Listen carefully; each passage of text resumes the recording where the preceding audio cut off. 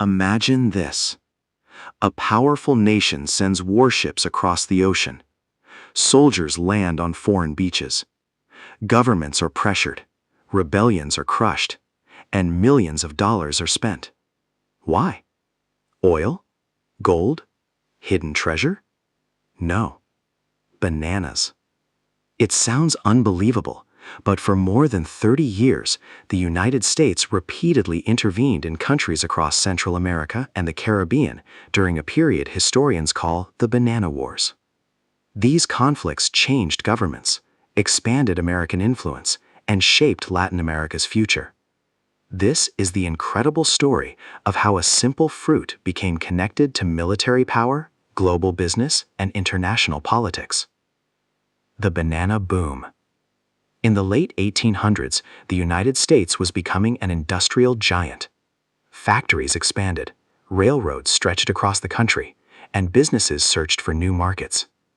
At the same time, Americans discovered bananas. Today, they're one of the world's most common fruits, but back then, bananas were rare and exotic. Demand exploded almost overnight. To meet that demand, American companies invested heavily in Central America and the Caribbean, where the warm climate was perfect for growing bananas.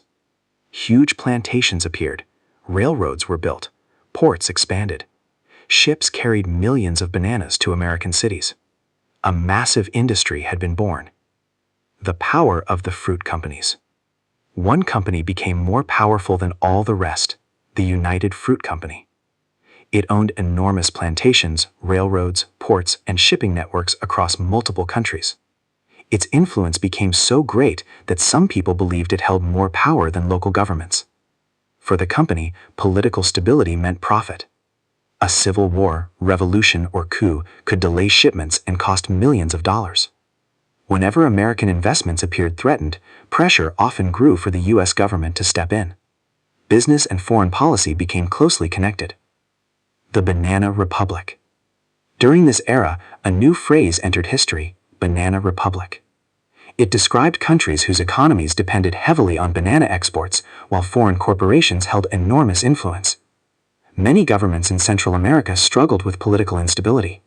Coups, revolutions, and changing presidents became common. Supporters argued American intervention protected citizens and restored stability. Critics believed it mainly protected corporate profits. The debate continues even today. Honduras. No country became more closely linked with the term Banana Republic than Honduras. American fruit companies invested heavily there, making bananas one of the country's biggest exports. But political instability remained constant. Whenever violence threatened American business interests, U.S. warships often appeared offshore. Marines landed. Diplomatic pressure increased. Although many interventions were relatively small, they showed how willing America had become to influence foreign governments. For many Hondurans, business, politics, and military power had become impossible to separate. Nicaragua. One of the longest and most significant interventions happened in Nicaragua. In 1912, U.S. Marines entered the country during political unrest. What was expected to be a short mission lasted for years. Washington supported governments considered friendly to American interests. But one man refused to accept foreign military control. His name was Augusto César Sandino. Leading a guerrilla movement from the mountains, Sandino launched surprise attacks against American forces. Despite limited resources, he became a symbol of resistance throughout Latin America. After years of conflict, the U.S. states finally withdrew in 1933. Today, Sandino remains one of Nicaragua's most famous historical figures. Haiti and the Dominican Republic. The Banana Wars also reached the Caribbean. In 1915, after political violence in Haiti, U.S. Marines occupied the country. The occupation lasted nearly 19 years. American officials controlled finances, built roads, and introduced infrastructure projects. Supporters claimed these efforts modernized Haiti. Critics argued they weakened Haitian independence. Resistance movements emerged, and violence continued until American troops withdrew in 1934.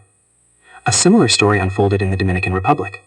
American forces occupied the country from 1916 to 1924, hoping to restore stability and reform government institutions. Although some improvements were made, many Dominicans strongly opposed foreign control. Nationalist movements grew stronger, leaving lasting political consequences. Were the Banana Wars really about bananas? So, were these wars truly fought over bananas? Not entirely. Bananas were only part of a much bigger picture. American corporations had invested millions throughout the region, and protecting those investments mattered greatly. At the same time, U.S. leaders feared political instability and the possibility of rival powers gaining influence nearby. Trade routes, national security, business interests, and international politics all combined to shape American decisions. The banana wars were driven by economics, strategy, and expanding global influence, not simply by fruit. The end of the banana wars. By the 1930s, America began changing its approach. The Great Depression shifted national priorities. Many Americans questioned expensive foreign occupations. President Franklin D. Roosevelt introduced the Good Neighbor policy, encouraging diplomacy and cooperation instead of military intervention. American troops gradually withdrew from occupied countries. By 1934, the Banana Wars had effectively come to an end. Conclusion. The Banana Wars remain one of the most unusual chapters in American history. For more than 3 decades, the United States repeatedly intervened across Central America and the Caribbean. Governments changed, economies transformed, and millions of lives were affected. Supporters argued these actions protected American interests and promoted stability. Critics saw them as examples of corporate influence shaping foreign policy.